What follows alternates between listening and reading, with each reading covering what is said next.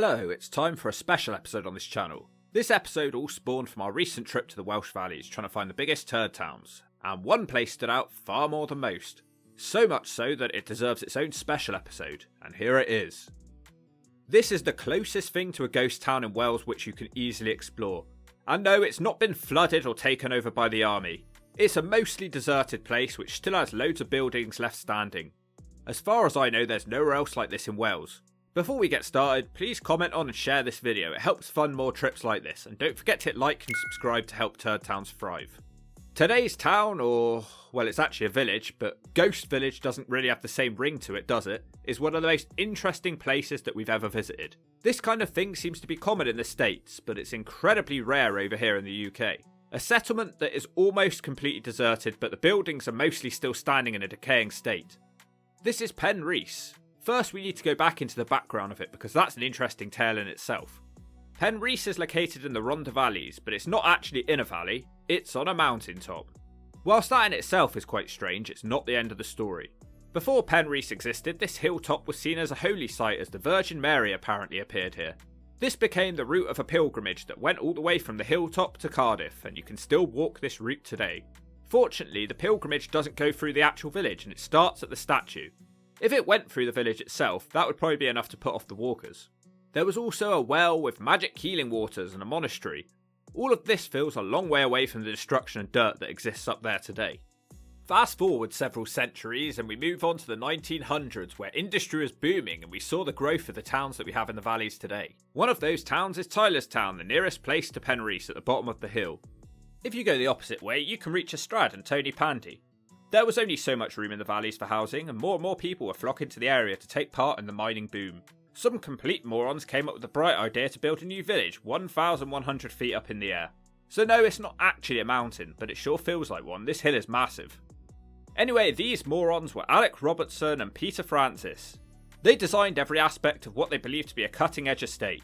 At the time, it was the largest social housing development in Wales.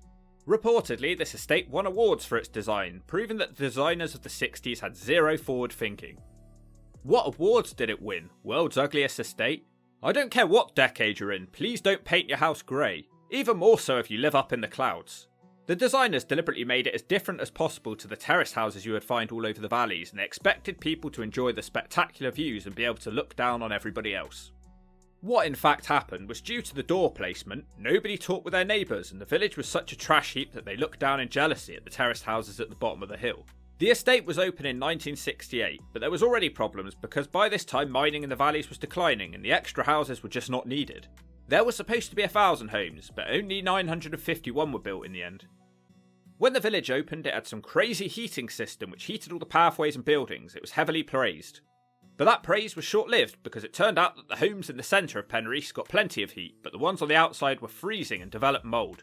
What a lovely winter existence this must have been for the early residents here. The price for this heating system was originally included in the residents' rent, which seemed like a great idea, but in the 70s the price of energy skyrocketed.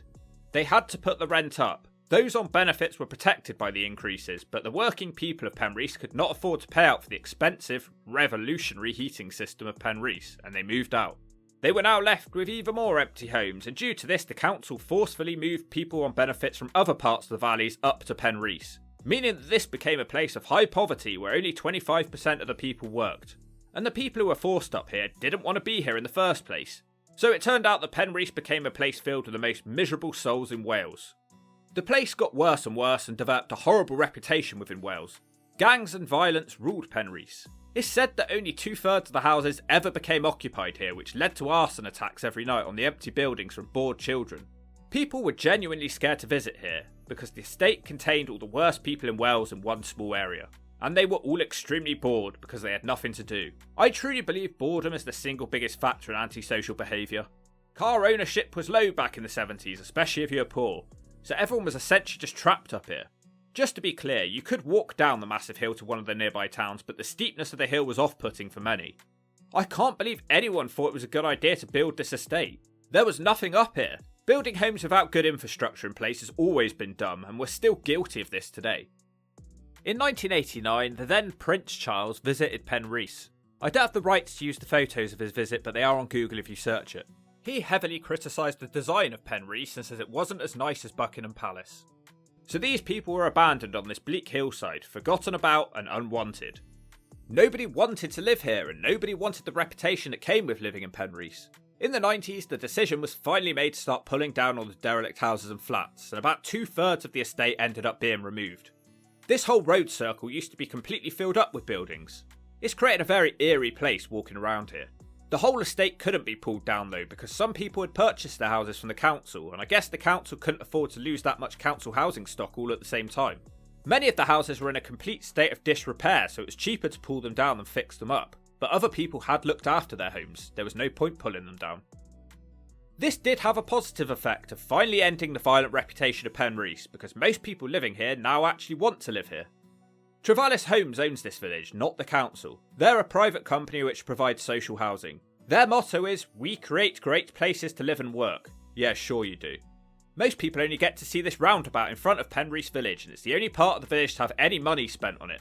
The new railings, the painted houses and the bus shelter hide the hideous, derelict, disgusting nature of the village behind the front row. It's actually very clever. It's an eyesore that the average person will never get to see. As you walk uphill through the village, it gets worse and worse. Trash is strewn everywhere. They're a big fan of fly tipping here. The slope design of the roofs is so strange and just ugly to look at. As you walk on, you reach what is supposed to be an area for the children to play, but it's been vandalised. I can't imagine letting my kids play here. The roads are in a state of disrepair and look like it's the original surface from the 60s. Combine that with the trash everywhere and you've got a puncture. At this point you start to realise just how bad it is here. It's very difficult to tell which houses are even occupied and which are derelict. The best way to tell is usually a shiny front door and paint scrawled on the wall next to it donating the house number. This means somebody lives here, but they acknowledge that you probably think they don't. The doors and the windows are all over the place. They're either boarded up, smashed up, or in a completely random position. Of the remaining houses here, we estimate that maybe 40% are occupied. Nowadays, there is reportedly 350 people living here, but that seems to be mostly near the roundabout, which gives the rest of the place a ghost town feel. I honestly can't believe that there's even 350 people here. It feels more like 100. In the centre, you're going to find some flats, many of which are boarded up. I can't believe people are still living here. What a strange place to live. Underneath them is what used to be shops. I'm told there was a charity shop, a laundrette, a takeaway, and Woody's small supermarket and post office. It looks like it's all gone now, and all that's left is an ugly reminder of some grey shutters. Of the people that we spoke to, nobody was able to advise us if these shops were closed permanently, so let's just say that they are. There is a church though, which is definitely still in business. There is also the Penrhys Inn, which we honestly couldn't tell if it was still in business or not. The way the nameplate is falling off the building and the trash is piled up in the car park, it makes us think otherwise. If this pub is still open, it's the most unwelcoming pub in existence. It was open as late as 2019, but after that, who knows.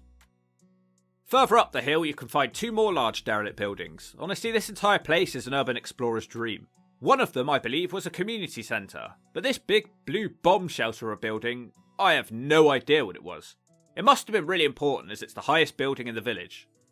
Looking around for this point, you really get a sense of the scale of the place and just how deserted it is. Some of the remaining residents have been quite clever and they've stolen parts of the green spaces and gardens from other houses to use for themselves. And I see no problem with that. It's not as if anyone was going to use it. They also steal many of the empty garages, much to the annoyance of Trevallis, the housing provider. As you head on, it becomes more and more overgrown as nature starts to reclaim what used to be here. You see the odd road surface, lamppost or housing foundation, and I expect in 20 years this will all be completely hidden. It's a complete wasteland with trash dumped all over it. The only thing still in use over here is the road which loops around the entire village, and strangely the bus decides to still drive around this road even though there's nothing on this loop for most of it. The only positive I can find is that Penrhys still has a school, and if this didn't exist it would probably be game over for the village. It's the last thing keeping people here, the only facility that isn't broken. I tried to see what the rent costs were like here, but the Trevallis website wasn't cooperating. There are no houses listed for rent on the internet, so it's my guess that they're waiting for this place to become more and more abandoned before completely demolishing it. Nowadays, you're fine walking around here, there's no danger, but it was reported last year that there's still high poverty here as it is Wales's fourth poorest community. With high inflation, they can't afford to heat their homes once again, and when you're on top of a huge hill in the winter, that's a death sentence. There was also recently a huge vermin problem in the village and the residents had to take care of the rats themselves because Trevallis didn't help them. The rats were living in the abandoned homes and the overgrown grass. Just knock the place down already and build a whole new estate in the valley. Just make sure the houses aren't grey this time. So that's Penrhys. So before you go to bed in your comfortable houses tonight, spare a thought for those in Penrhys right now. Freezing cold, the smashing of glass as the abandoned house next door is trashed, the wind ripping away at the remaining roof tiles, the fear that the house next door might be set on fire, strange cars arriving in the middle of the night to dump their trash, sitting above the night clouds, completely cut off and isolated from the rest of the world. Penrhys may be the biggest turd town in the valleys, but it is also the most interesting one, and I highly recommend a visit before this place is swallowed up by nature and completely demolished. You will come away with an unrivaled appreciation for your own home and town. You will perhaps learn to love thy neighbour. But most of all, you'll understand that the planners of the 60s were the biggest bunch of morons to ever walk the earth. And that's the extra Turdtowns nugget. If you enjoyed this video, please comment and share this video around. And don't forget to like and subscribe to help Turdtowns thrive.